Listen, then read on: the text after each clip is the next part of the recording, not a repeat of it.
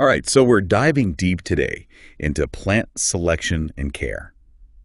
You're obviously serious about this stuff, wanting to make a garden that really works with nature. Yeah. And judging by the amount of info you sent, we've got a lot to go through. Yeah. One thing that really stood out to me was this idea about how planting certain flowers can attract those good bugs that go after the pests. Right. So it's like you're setting up a bug bodyguard service. Exactly. Leveraging those natural systems. It's not about fighting those pests, but keeping things balanced. Okay, so the foundation, right? Understanding your space, what you can actually grow, the resources mentioned, plant hardiness zones. What are those all about? Why are they so important? So those zones, they're like a map divided up by how cold it gets in the winter. Okay. Really important for picking plants that can actually survive where you live. Yeah. You wouldn't want to put a tropical hibiscus somewhere it freezes. Definitely not. But what about those little spots in your garden, say like a south-facing wall, gets extra sun? Right. I know the resources mentioned these microclimates. Yeah, so those are like pockets within your garden where the conditions are a little different. You might be able to grow something that's technically for a warmer zone if you've got a nice sheltered spot. Oh. Like little havens, perfectly suited for certain plants. That's a great tip. So we've got zones, but we also need to know about frost dates, right? What's the last one in spring, the first one in fall? Absolutely. That's your growing season, the time you have to plant and harvest. Some seedlings just can't handle a late frost, and some plants need a long time to grow to maturity. Okay. Got to check the calendar. Right. It is like planning a big outdoor event. Yeah. So we've got the zone, the growing season. Now picking the plants. The resources, we're really into native and beneficial species. What makes them so special? So native plants, they've evolved to thrive in your specific area, meaning they're already adjusted to the soil, the climate, even the local pests. Oh, way. Often they need less water, less fuss than non-natives. So they got the local knowledge already. Exactly. And you're supporting the local ecosystem too, providing food and habitat for insects, birds, all the wildlife. It's about making that web of life in your garden. Oh, wow. Yeah. Fascinating. So getting those plants in the ground, starting from seeds or buying seedlings, what are the pros and cons? Well, seeds give you more choices and it can be really rewarding, but it takes more time, more work. Right. You might need to start them inside weeks before it's warm enough, depending on the plant you're clucking. So if you have a shorter growing season, maybe going for those seedlings is better. Seedlings definitely give you a head start, but you have to remember to harden them off. Getting them used to the sun and wind slowly before planting outside so they don't go into shock. Like a little boot camp. Yeah, exactly. A crash course in outdoor living. So those seedlings are in. Any particular planting techniques to make sure they do well? Definitely. Spacing is key, giving them enough room to grow without being crowded. And when you dig the holes, make them a bit wider than the root ball. Makes sense. You don't want to cram them in there. Nope. And the resources also mentioned this companion planting. Can you tell us about that?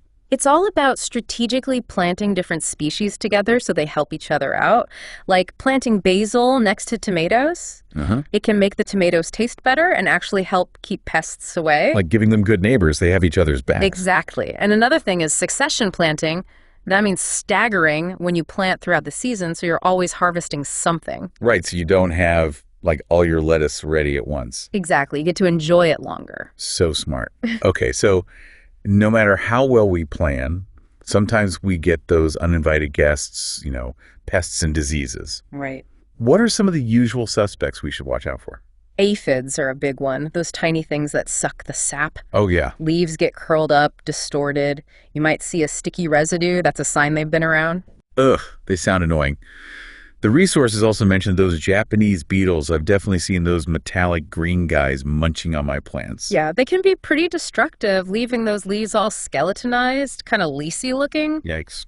And if you see slime trails, irregular holes, slugs and snails are probably culprits. Yeah, those guys might seem harmless, but they can do some damage. Oh, yeah. What about spider mites? Those sound kind of intimidating. Well, they're not actually spiders, but tiny things that feed on sap, too. You'll notice fine webbing under the leaves, and the leaves might look stippled or kind of bronze. Okay, so aphids, beetles, slugs, snails, spider mites. Right. What about diseases plants get sick too, right? Unfortunately, yes. Powdery mildew is a common one. It's a fungus. Looks like a white powdery coating on the leaves. Okay. Black spot is another fungus. This one you see on roses. Makes those dark spots on the leaves. And then there's tomato blight. Can be really bad for tomatoes. Wow. brown lesions on the leaves and fruit. Sounds like a lot of potential problems. But before we panic, what about solutions? The resources were all about organic methods, which is great. I'm trying to stay away from harsh chemicals. Where do we even start? One of the easiest things is just putting up physical barriers. Okay. Row covers, nets, even collars around individual plants can stop pests from getting to them. Like building a little fort. Exactly. And for smaller infestations, you can just hand pick those pests off. Oh, right. It's a little tedious, but it works. A strong spray of water can also dislodge things like aphids and mites. Just do it early in the day so the leaves have time to dry. So it's like an unwelcome shower for them. Are there any organic pesticides if things get out of hand? There are some effective ones. Neem oil is a natural insecticide, and fungicide, it comes from the neem tree. Oh, okay. And insecticidal soaps can work on those soft-bodied insects. Just use them carefully. Always follow the directions. Right, finding that balance, protecting our plants, but also thinking about the whole ecosystem. And that brings us to attracting those good bugs, the ones that actually help us out. Tell us about these little helpers. So beneficial insects are crucial for natural pest control. Ladybugs, for example. Yeah. They love to eat aphids. They can munch through like 50 a day. Wow. Lacewing larvae are another aphid-eating machine. And predatory mites, they can help control those pesky spider mites.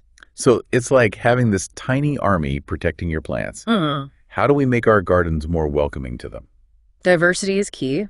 A variety of flowering plants that provide nectar and pollen all season long. Okay. Avoid those broad-spectrum pesticides. Those can harm the good bugs along with the bad ones. Oh, right. And leave some areas a little wild, like a patch of native grasses, maybe a pile of leaves. That gives them shelter, places to overwinter. So it's about making a habitat where they feel at home. Yeah. Our gardens can be havens for other wildlife too, right? Birds, butterflies. What about making our gardens friendly to them? Definitely. Birds need food, water, and shelter. Native trees and shrubs are great. They provide berries, seeds, places to nest. Right. A bird bath or a shallow pond gives them water, especially when it's dry. And those dense shrubs offer protection from predators. It's like making a little bird sanctuary. What about butterflies? What draws them to a garden? Butterflies are all about nectar-rich flowers. Okay. Lots of colors and shapes. Butterfly bush, zinnias, coneflowers, all those pollinator-friendly blooms. And don't forget about host plants. Those are specific plants that the caterpillars need to eat. Like monarch butterflies, they need milkweed to survive. So it's like setting up a butterfly buffet and nursery all in one. And of course, no pesticides. Right. You want to keep it safe for them. We've covered so much already. From choosing the right plants to bringing in all that wildlife. It's amazing how much there is to learn. But there's even more. Let's take a break, and when we come back, we'll dig into some more advanced techniques for creating a garden that truly thrives. Sounds good. Welcome back. I'm ready to get into even more of this, creating a thriving garden haven. Before the break, we were talking about birds and butterflies. What other kinds of wildlife can we encourage to visit? Well, creating a haven for pollinators like bees is super important. I mean, they're crucial to the ecosystem and, of course, help our gardens flourish. That makes sense. What are some things we can do to make our gardens bee-friendly? Well, similar to butterflies, bees are drawn to nectar-rich flowers, a good variety of them. Okay. Native wildflowers, herbs like lavender and rosemary, and flowering shrubs like blueberries and viburnums are all great choices. Okay. It's also helpful to provide them with a shallow water source, something with landing spots like some stones or pebbles in it. So it's like creating a little oasis for them. Exactly. Thinking about all these beneficial creatures makes me think of those underground fungal networks. It's like a whole secret world happening below our feet. Oh, absolutely. Those mycorrhizal networks are fascinating. They create these symbiotic relationships with the roots of plants, extending the plant's reach for water and nutrients. And in return, the fungi get sugars from the plants. So it's like this giant underground trading network. The plants and fungi exchanging goods. That's a great way to put it. And these networks do more than just trade. They allow plants to communicate with each other, too. Oh, wow. Sharing information about pests, drought stress, even nutrient availability. That's like an underground communication system. Yeah. Incredible. How can we encourage these fungal networks in our gardens? Well, minimizing soil disturbance is key. Things like tilling and compaction that can disrupt those networks. So instead, you want to use no-dig gardening methods and a good thick layer of mulch to protect that soil. So we need to treat the soil like a living ecosystem, not just something to hold the plants. Exactly. By focusing on healthy soil life, we're nurturing these incredible networks, which in turn help our plants. But let's zoom back up from the soil for a second. We've covered a lot about choosing the right plants, but what about caring for them, especially watering and fertilizing? Yeah, watering seems pretty straightforward, but the resources made it sound like there's more to it than I thought. It's true. There is a bit more to watering effectively. It's better to water deeply and less often. Okay. That encourages the roots to grow deeper, which makes them more drought tolerant. And watering early in the morning minimizes evaporation and gives those leaves time to dry, reducing the risk of disease. Makes sense. It's like giving them a good long drink instead of just a quick sip. What about fertilizing? Do our gardens always need extra nutrients? It really depends on the soil you have and what you're growing. Getting a soil test can tell you a lot about what nutrients might be missing. The resources did mention those tests, but how do you actually figure out what the results mean? And then, how do you choose the right fertilizer? Well, the test results will show you the levels of the important nutrients like nitrogen, phosphorus, and potassium. Okay. They might also show the soil's pH level. Based on that information, you can then choose a fertilizer that addresses any deficiencies. So it's like getting a personalized nutrition plan for your garden. That's a good way to think about it, and there are a lot of organic options available too. Oh, good. Things like compost, manure, and seaweed extract. Those release nutrients gradually and help improve the soil structure over time. So besides watering and fertilizing, any other things we should be thinking about when it comes to caring for our gardens? Mulching is a great practice. Suppresses weeds, keeps the moisture in, regulates the soil temperature. Right. You can use shredded bark, straw, even shredded leaves. I've definitely seen mulched gardens. They always look so well taken care of. Yeah, and it helps a lot. Another important thing is pruning. Okay. Getting rid of any dead or diseased branches helps with air circulation. You can even encourage bushier growth and more flowers with proper pruning. So it's like giving your plants a little haircut. That's a great analogy. Yeah. And like we discussed before, attracting beneficial insects and wildlife can really cut down on the need for pest control. It's all about working with nature, not against it.